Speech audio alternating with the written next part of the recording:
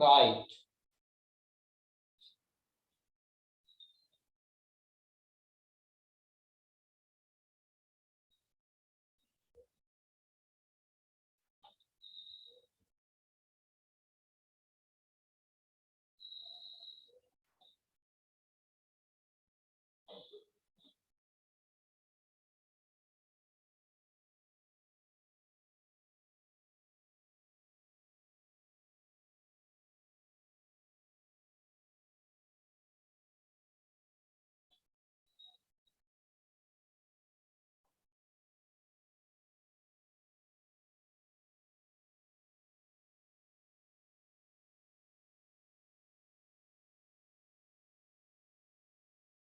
හරි. හරි පුතේ. දැන් හතරවෙනි එක චුට්ටක් බලා ගන්නකෝ. ඔහු රෝහලට ගමන් කළ මාර්ගයේම පැයට කිලෝමීටර් 90ක ඒකාකාර වේගයෙන් නිවසට ආවා. එහෙනම් නිවසට ආවා. නිවසට එන්න කොච්චර වෙලා ගියාද? අපි දන්නවා දුර ගෙදර ඉඳලා රෝහලට දුර තිබ්බේ කිලෝමීටර් 30යි. ඕක ආපු වේගය පැයට කිලෝමීටර් 90යි. එහෙනම් කොච්චර වෙලා යනවද? කිලෝමීටර් 30ක් පැයට කිලෝමීටර් 90ක වේගයෙන් යනවනම් කොච්චර වෙලා යනවද? හොයන්නේ කොහමද? වේගය සමානයි දුර බෙදීම කාලය. කාලය දාන්න මේ පැත්තට. වේගය ගුණ කිරීම කාලය සමානයි දුර. ඊට පස්සේ පුතේ වේගය දාන්න මේ පැත්තට. කාලය සමානයි දුර බෙදීම වේගය. එහෙනම් රෝහලේ ඉඳලා ගෙදරට එන්න කොච්චර වෙලා ගියාද කියලා හොයන්න නම් දුර බෙදන්න වේගය. රෝහලේ ඉඳලා ගෙදරට දුර කිලෝමීටර් 30යි. ගෙදරට එන්නේ පැයට කිලෝමීටර් 90ක වේගයෙන්. එහෙනම් කොච්චර වෙලා යනවද? 30 ඒවා 1යි 30 ඒවා 3යි. 3න් 1යි. පැයකින් 3න් 1ක්. පැයකින් 3න් 1ක් කියන්නේ කොච්චර වෙලාද?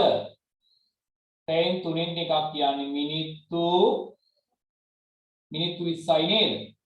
පැයකින් 3න් 1ක් කියන්නේ මිනිත්තු 20යි. එහෙනම් දරුවනේ රෝහලේ ඉඳලා ගෙදරට එන්න මිනිත්තු 20ක් යනවා. මිනිත්තු 20යි කියන්නේ මිනිත්තු 70යි. මිනිත්තු 90ෙදි මිනිත්තු 90 වෙනකොට ගෙදරට ඇවිල්ලා. ඔන්න ඔහොම ඇදලා තියෙන්න ඕනේ. ඔන්න ඔහොම ඇදලා තියෙන්න ඕනේ. හරිනම් ලකුණු 3යි. මේක ඇන්දට එකක් දාගන්න. මේ කාලය හොයාගත්තට දෙකක් දාගන්න. ඇන්දට එකයි කාලය හොයාගත්තට දෙකක් දාගන්න.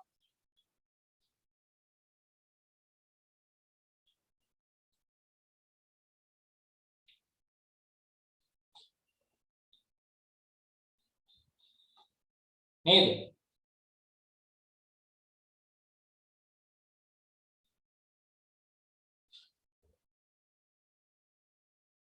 හරි නේද පුතේ? ඔයාලා වැරදෙනවා නම් ටක් ගාලා ලියා ගන්න ඕනේ. අන්තිම එක 5. රෝහලේ ගත කළ කාලය නොසලකා මධ්‍යක වේගය හොයන්න කියනවා. මධ්‍යක වේගය. ඔයාලා දන්නවා මධ්‍යක වේගය කියන්නේ මුළු දුර බෙදීම මුළු කාලය.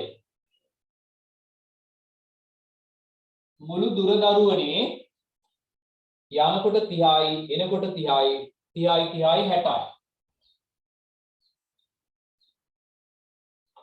කාලය කොච්චරද? යන්න ගියා මිනිත්තු 30ක්. එන්න ආව මිනිත්තු 20ක්. මිනිත්තු 50යි. කාලය මම මෙහෙම ලියනවා.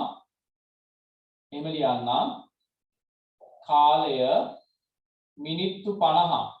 පැය කරන්න 60න් බෙදන්න ඕනේනේ. එතකොට කීයද එන්නේ? 6න් 5යි නේද?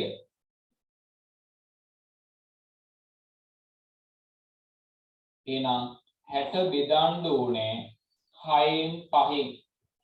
ඒ කියන්නේ 60 ගුණ කරන්න ඕනේ 5න් 6. 5 1යි 5 12යි.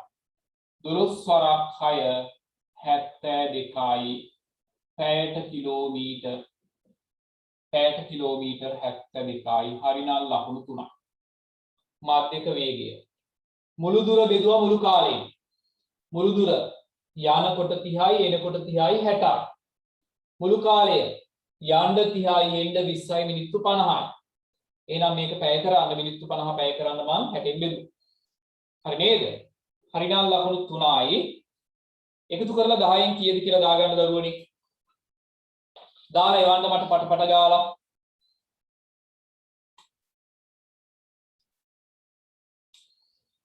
එවන්න බලන්න. කොහමද ආවේ කියලා.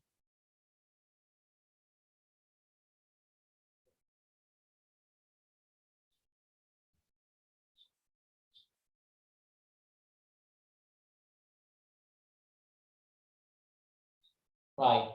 චල්මි 10 ආවා, මල්ෂ 7යි, සුබෝධ් 8යි.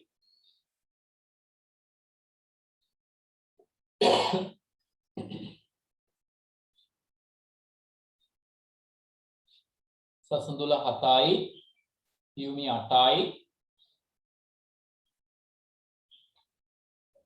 චලනී. තේරුණා නේද පුතේ චලනී? right.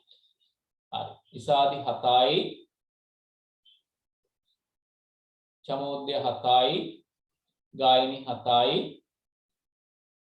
right. හරි. හරි පුතේ. ඔයාලා හොඳට මතක තියාගන්න. ඔයාලගේ විභාගෙට එන්නේ.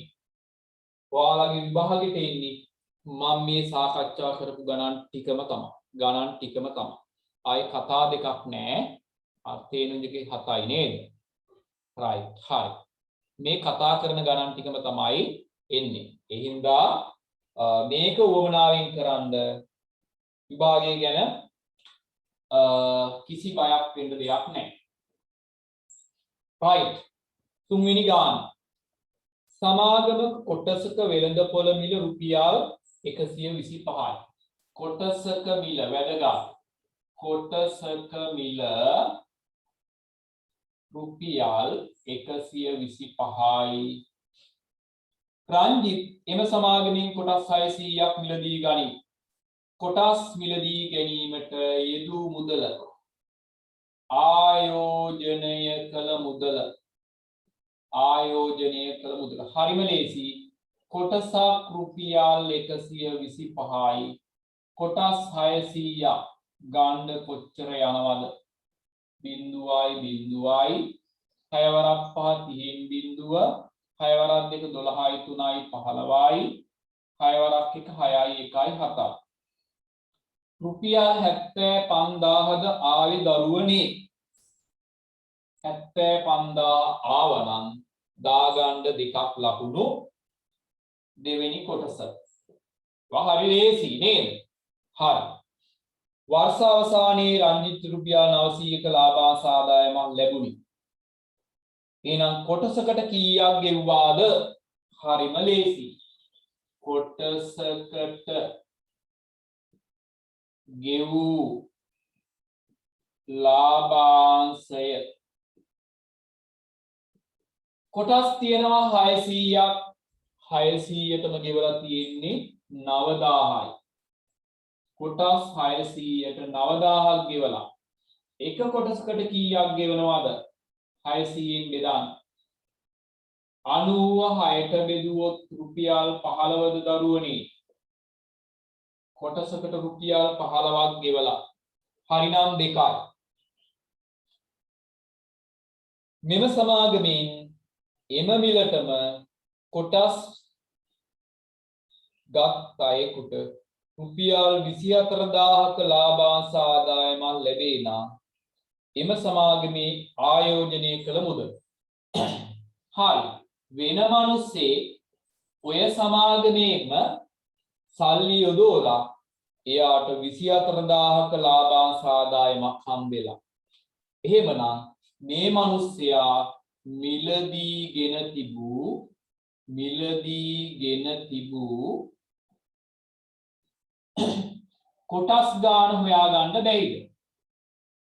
මිලදීගෙන තිබූ කොටස් ගාන පුළුවන් නේද? මෙයාට ලාභ අංශ හම්බෙලා 24000.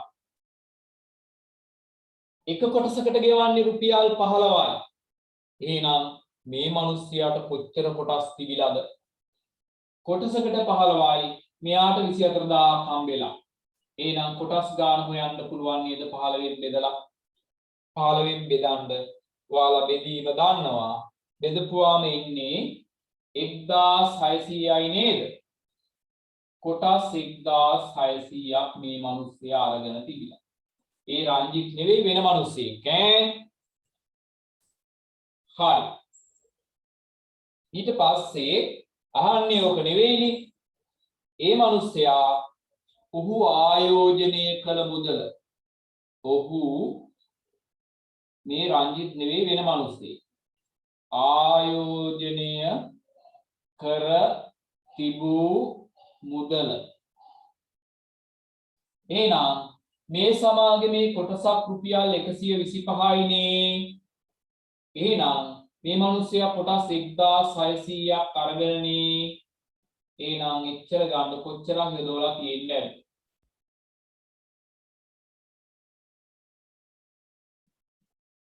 රුපියල් 0.2 දාමුකෝ. 16 වරක් 80යි. 16 වර එකක් 32යි 8යි 40යි. 16 වර එකක් 16යි 4යි 20යි. හරිද මන්දා?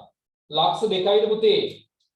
ලක්ෂ 2ක් ආයෝජනය කරලා තිබිලා. හරිනම් ලකුණු 3යි. හරිනම් ලකුණු 3යි. හරිනම් ලකුණු 3යි. හරිනම් ලකුණු 3යි. අදා ගන්නකො වැරදුනා නම්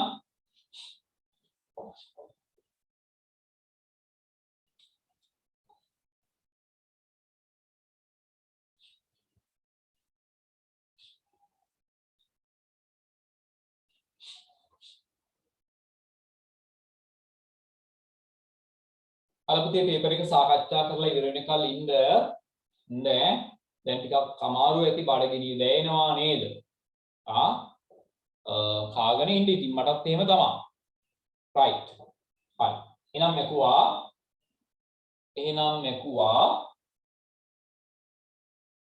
මේ ටික මැකුවා. අන්තිම කොටස ඒකේ. අන්තිම කොටස මොකක්ද අහන්නේ? වර්ෂයක් අවසානයේදී රංජිත් ඔහු සතු කොටස් 600 විකුණන ලදී. කොටස් වලින් ඔහු ලැබූ ලාභාංශ ආදායම සහ ප්‍රාග්ධන ලාභයේ එකතුව ආයෝජනය කළ මුදලින් 128ක් විය.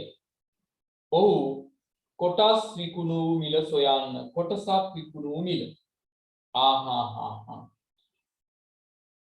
එයාගේ ලාභාංශ ආදායමයි කොටස් විකුණපුවාම ලැබුණ ප්‍රාග්ධන ලාභයයි දෙකම එකතු කරපුවාම ආයෝජනය කළ මුදලින් 128ක්. එහෙනම් අපි හොයමු ලාභාංශ ආදායමයි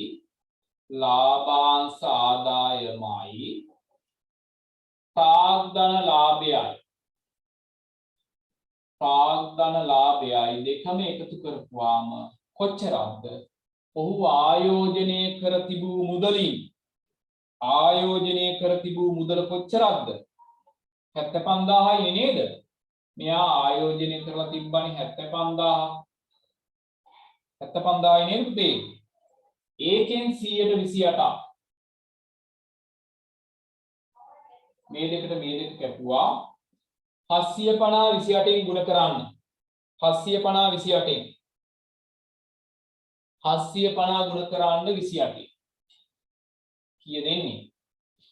750 28. බිංදුවයි 8 වරක් 5 40යි 8 වරක් 56යි 4යි 60යි. දෙවරක් බිංදුවයි දෙවරක් 5 10යි දෙවරක් 14යි 1යි 15යි. බිංදුවයි 1යි 2යි 21000.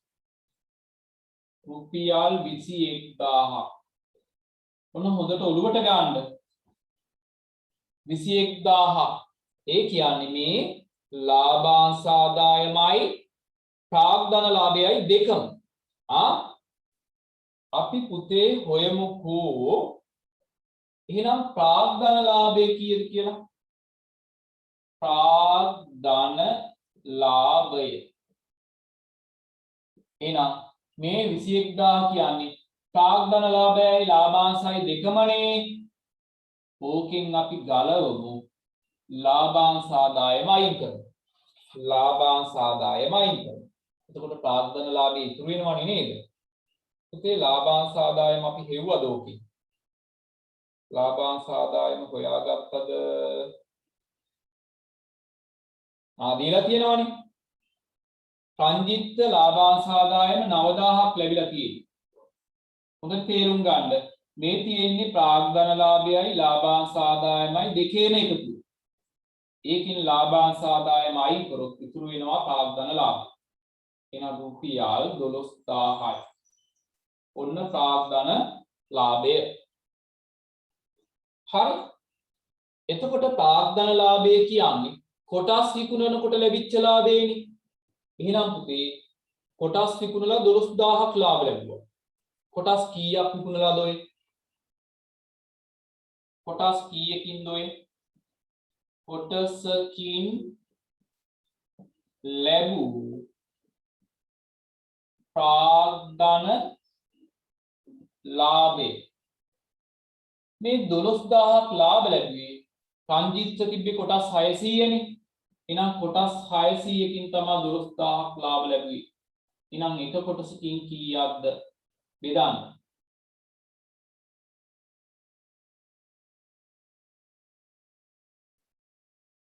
එක කොටසකින් මෙයා රුපියල් 20ක් ලාභ තියාගෙන විකුණලා තියෙන්නේ. එක කොටසකින් රුපියල් 20ක් ලාභ තියාගෙන විකුණලා තියෙන්නේ. එහෙනම් අපෙන් ආන්නේ ඔහු කොටසක් විකුණූ මිල. කොටසක් විකුණූ මිල. පාලන පුතේ ගාන මුලින් ඉඳන් මතක තියෙන්න ඕනේ. කොටසක් විකුණූ මිල. රංජිත් කොටසක් ගත්තේ කීයටද? රංජිත් කොටසක් ගත්තේ 125කට. විකුණනකොට 20ක් ලාභ තියාගත්තා. එහෙනම් විකුණන්න ඇත්තේ කීයකටද කොටසක්? රුපියල් 145කට. ඔය වැඩේ හරිනම් ලකුණු 3යි. ලකුණු 3යි. ලකුණු 3. හොඳ ගානක්. හොඳ ගානක්. ටිකක් කල්පනා කරන්න ඕනේ ගාන. හරි පුතේ. පටපට ගාලා එවන්නකො ලකුණු ටික. පටපට ගාලා එවන්න ලකුණු ටික. පෙරදුනා නම් හදා ගන්න. මිලිනි හොඳයි. 10ම තියෙනවා. සුබෝධ් හොඳයි. චමෝද්‍යා නියමයි.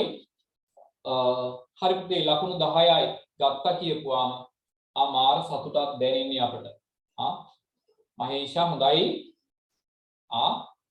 පුදුම සතුටක් දැනෙන්නේ. මොකද සසඳුල 10යි. මේවා ඉතින් ලේසිම ගණනු නෙවෙයි. ටිකක් කල්පනා කරන්න තියෙන ගණන්. තේනිජ 10යි. ඉතින් මට එච්චර සතුටක් දැනෙනවා නම් ගණන් හදපු ඔයාලට දැනෙන සතුට ගැන මට අවබෝධයක් තියෙනවා. නේ? හරි. වැරදුන අය දුක් වෙන්න එපා. තේරුම් ගත්තා නම් හරි. තේරුම් ගත්තා නම් හරි. නේ? හරි. හරි හරි. නියමයි ඈ මේක හරි ගියා කියන්නේ විශේෂයෙන් මේ අන්තිම කොටස හදාගත්තා කියන්නේ ඔයාලට හොඳ අවබෝධයක් තියෙනවා. මේකේ අන්තිම කොටස හදාගත්තා කියන්නේ ඔයාලට කොටස් වෙළඳපොළ ගැන හොඳ අවබෝධයක් තියෙනවා. හරි පුතේ. හතරවෙනි ගාන සම්භාවිතාව ගාන. මේක දරුවනේ ඇත්තම කියනවා නම් මේ පාඩම තව කරලා නැහැ. කරලා නැහැ. ඒ වුණත් මම ගාන සාකච්ඡා කරනවා. අපි පාඩම කරමු පස්සේ.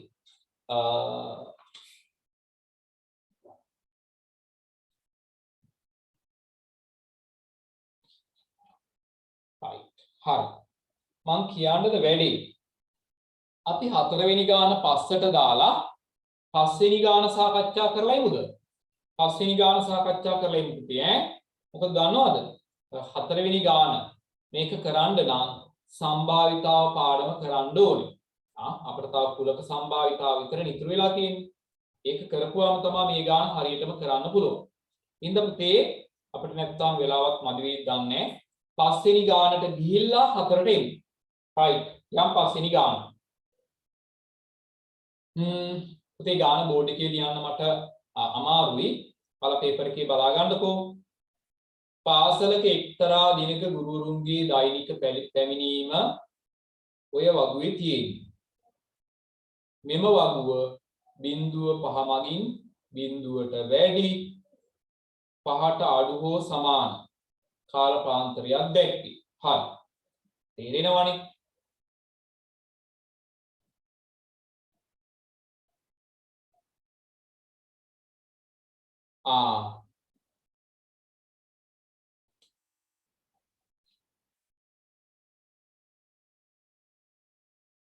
right. මම කටුවට හරි ලියන්නම් ඈ.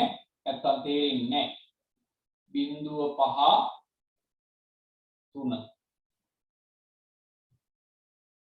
5 10 5 10 15 7 15 20 20 25 හරි. ඔක තේරෙනවද? බිඳු ඉස්කෝලේ ඇවිල්ලා මිනිත්තු 0.5ක් අතර ආපු ගුරුවරු ඉන්නවා 3 දෙනෙක්. ඉස්කෝලේට ඇවිල්ලා මිනිත්තු 0.5ක් අතර කාලයකදී ඉස්කෝලේ පටන් ගන්නවා.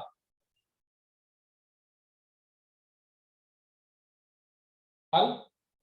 ඒ කියන්නේ මේ කට්ටිය ඇවිල්ලා මිනිත්තු 5කින් විතර ඉස්කෝලේ පටන් ගන්නවා. නේ? නේද? මේ කට්ටිය ඇවිල්ලා මිනිත්තු 10ක් 15ක් යනකොට ඉස්කෝලේ පටන් ගන්නවා. හරි. අහන්නේ මොකද්ද? පළවෙනි එක බලමු. එදින පාසල ආරම්භයට පෙර ගුරු පැමිණීම 32ක් නම් ජාල රේඛයේ තොරතුරුද උපයෝගී කරගෙන සංඛ්‍යාත තීරය සම්පූර්ණ කරා. ඉස්කෝලේ පටන් ගන්නකොට ඔක්කොම ගුරුවරු 32ක් ඇවිල්ලා හිටියා. මේ හිස්තැන් දෙක පුරවන්නලු ජාල රේඛයක් උදව් කරගෙන. පුතේ ජාල රේඛය බලලා මට කියන්න ඉස්කෝලේට ඇවිදින් මිනිත්තු 15ක් 20ක් අතර කාලයේදී ඉස්කෝලේ පටන් අරන් තියෙන ගුරුවරු ගාන කීයද? ඉස්කෝලේට ඇවිල්ලා මිනිත්තු 15ක් 20ක් අතර කාලයකදී ඉස්කෝලේ පටන් ගත්තා. එහෙම ආපු ගුරුවරු කී දෙනෙක් ඉන්නවද? ජාල රේඛය බලලා කියන්න මට. මිනිත්තු 15ක් 20ක් අතර ආපු ගුරුවරු කී දෙනාද? ජාල රේඛය බලලා ඔව් ගුරුවරු 12යි. 15ක් 20ක් අතර ගුරුවරු 12යි. ඔක්කොම 32ක් එන්න එපා නේද? බලමු මේ ටික එකතු කරලා. 3යි 5යි 8යි 7යි 15යි 12යි 27යි. ඔක්කොම 32ක් ඉන්න ඕනේ. ඉන්නේ 27යි. 5 දෙනෙක් අඩුයි. නේ? 5 දෙනෙක් අඩුයි. හරි. ඔය හිස්තැන් දෙක පුරව ගත්තා නම් ලකුණු 2යි. ඔයාලට කියන්න පුළුවන් ද පුතේ මෙතන වේලාසනින්ම ආපු ගුරුවරු ටික කවුද? වේලාසනින්ම ආවේ මේ අයද මේ අයද? මම මේ වගුව තේරුණාද බලන්න අහන්න. වේලාසනින්ම ආවේ මේ ගුරුවරු 3 දෙනාද මේ ගුරුවරු 5 දෙනාද? කවුද? වේලාසනින් ඉස්කෝලේට ආපු ගුරුවරු ටික. මෙන්න මේ 5 දෙනා නේද? මේ බලන්න මේ 5 දෙනා ඉස්කෝලේ ඇවිල්ලා මිනිත්තු 20ක් 25ක් ගියාට පස්සේ තමයි ඉස්කෝලේ පටන් ගන්නේ. නේ? නේද? ගෙදර වැඩ නැතුවද මන් දන්නේ. ඉස්කෝලේ ගොඩාක් කල් ඇතුව ඇවිල්ලා. නේද? හරි. තේරුණාද බලන්න මම නිකන් ඇහුවේ ඈ. right. මේක හරිනම් පුතේ ලකුණු 2ක්. ඒ ඇසුරින් ජාල රේඛය සම්පූර්ණ කරන්න. ජාල රේඛය මම ඉක්මනට අනිවා පුතේ ලස්සන නෙවෙයි 5යි 10යි 15යි 20යි 25යි එච්චරයි 2 4 2 4 6 8 10 12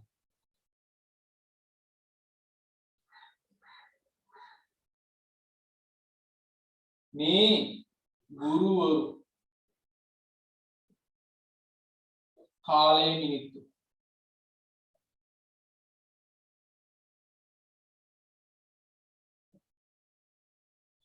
කාලය මිනිත්තු හරි පුතේ ඉස්කෝලේ බිඳුවක් 5ක් අතර ඇවිල්ලා තියෙනවා ගුරුවරු 3 දෙනෙක් මේක වරදින්නේ නැහැ මිනිත්තු 5ක් 10ක් අතර 5 දෙනෙක් 5 දෙනෙක් කොහොම නේද 10ක් 15ක් අතර 7 දෙනෙක්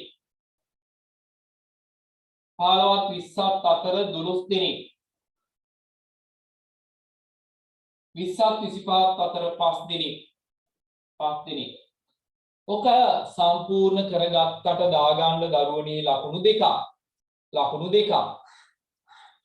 දෙකක් දාගන්න right 3 සමුච්චිත සංඛ්‍යාත තීරය සම්පූර්ණ කරන්න ඒක සම්පූර්ණ කරන්න ඔයාලා දන්නවනේ සම්පූර්ණ කරන්නදී ගුරුවරු 3 දෙනයි 3ට 5ක් 8යි 8ට 7ක් 15යි 15ට 12ක් 27යි 27ට 5ක් 32ක් ඔන්න පුරෝගත්තට ලකුණු දෙකක් දාගන්න මේ තීරයේ පුරෝගත්තට ලකුණු දෙකක්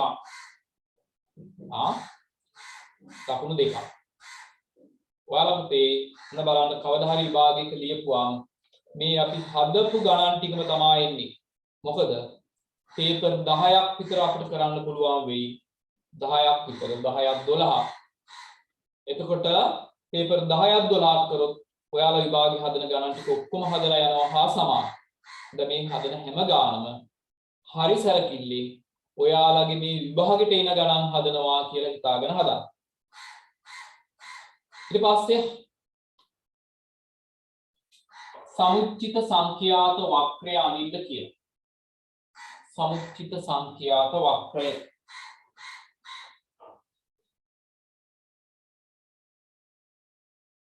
4 8 12 16 20 24 28 32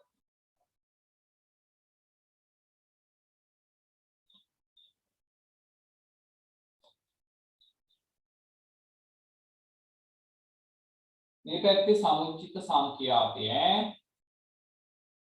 මේ පැත්තේ කාලයේ මිනිත්තු 5 10 15 20 25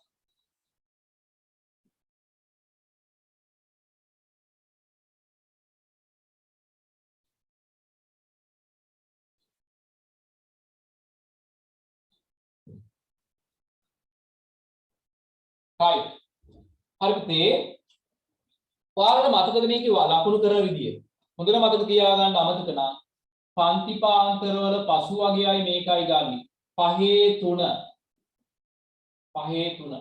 පන්ති පාන්තරවල පසු වගේයි මේකයි 10 8 15 15 20 27 25 32 ඔය ටික මේකේ ලකුණු කරන්න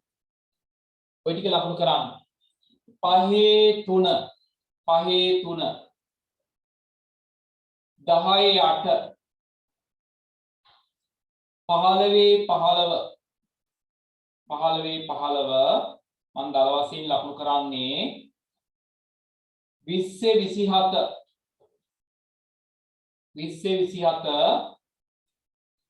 25 32 ඇඳලා මේ ටික ඔන්න ඔහොම බිඳුවට යා කරා.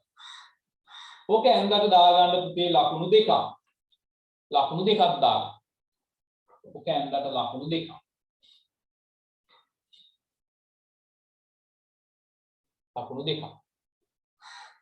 අන්තිම එක 5. මෙම ගුරුවරු පාසලට පැමිණි වේලාවේ සිට පාසල ආරම්භයට පෙර ගුරු පැමිණීමේ මධ්‍යස්ථය අල දානවා මධ්‍යස්ථය කියන්නේ දෙවෙනි චතුර්ථකය Q2 හොයන්න කියන්නේ මොකක්ද සූත්‍රය දෙකෙන් එකයි එන්නේ නේද Q2 හොයන්නේ මේ සූත්‍රයෙන් දෙකෙන් එක ගුණ කිරීම n කියන්නේ 32යි 32 දෙකට බෙදුවොත් 16 වැනි යා 16 වෙනි ගුරුවරයා ආපු වෙලාව තමයි මධ්‍යස්ථය කියන්නේ. එනම් මේ 16 කිලින් මෙහෙම යන්න කැපිච්ච තැනින් පහළට යන්න. 16 කිලින් මෙහෙම ගියා කැපිච්ච තැනින් පහළට ගියා. කියන්නකො කීයද එන්නේ කියලා?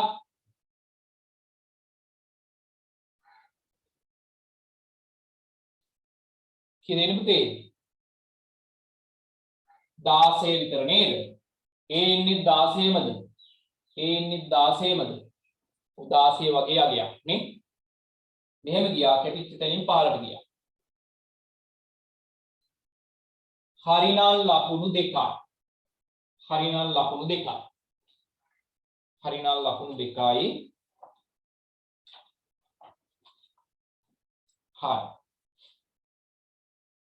හරි දරුවනේ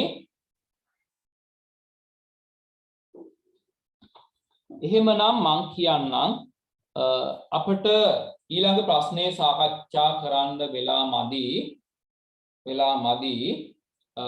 ඒක මම සාකච්ඡා නොකර ඉන්නම් හේතුව තමයි ඒ පාඩම උගන්වලා නැහැ ඒ ප්‍රශ්න අපිට ඉදිරි ප්‍රශ්න පත්‍රවලදී සාකච්ඡා කරන්න පුළුවන් කුලක සම්භාවිතාව පාඩමක් කරාට පස්සේ ඒක සාකච්ඡා කරොත් තමයි සාර්ථක.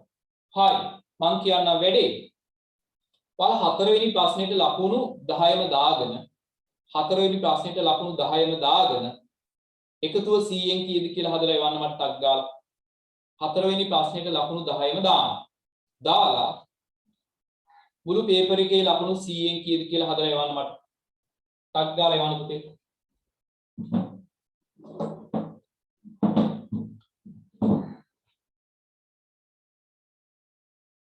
හතරවෙනි ප්‍රශ්නෙට ලකුණු 10ම දාගෙන 100න් කීයද කියලා හදලා එවන්න මට.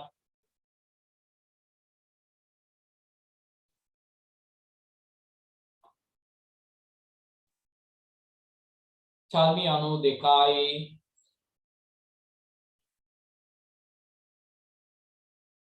නේද?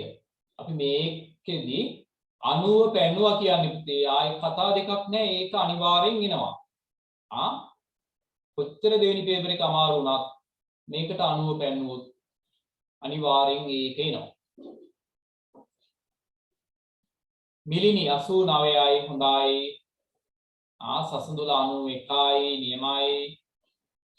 සුබෝධ 92යි හොඳයි. මහේෂ 86යි චලනි 88යි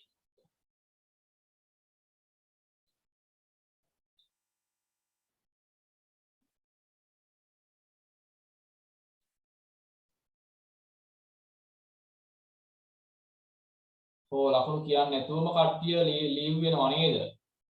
අනුපමා 81යි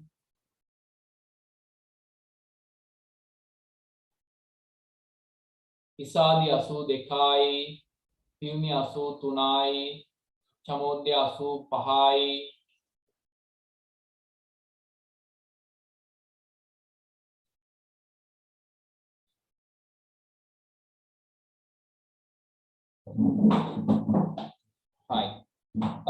හරි දරුවනේ එහෙමනම් මම අර වෙනදා වගේ හතරවෙනි ප්‍රශ්නේ සාකච්ඡා කරලා වීඩියෝවක් විදිහට එවන්නේ නැහැ. මොකද මේ පාඩම සම්භාවිතාව එහෙම පාඩම කරාට පස්සේ අපි ඒ ගණන් හදන එක තමයි වඩාත් හොඳ. හොඳයි ඒක එවන්නේ නැහැ. එහෙමනම් ලබන සතිය වෙනකොට ඔයාලා දන්නවනේ මම මතක් කරන්න ඕනේ මෙසේජ් දාන්න ඕනේ ලබන සතිය වෙනකොට දෙවෙනි පේපර් එක හදලා තියාගන්න. හරි පුතේ හරි හොඳයි. එහෙනම් උදේ 6ට ඇහැරලා මගෙත් එක්ක පැය දෙකක් මෙහෙම රැඳුලා කියන්නේ ඒ ඔයාලට තියෙන උවමනාව තමයි මට පැහැදිලි වෙන්නේ. ඉතින් දරුවනේ ඒ වගේ උවමනාවක් තියනවා නම් අපිට ආයේ කවදාවත් වරදින්නේ නැහැ. හරි දරුවෝ.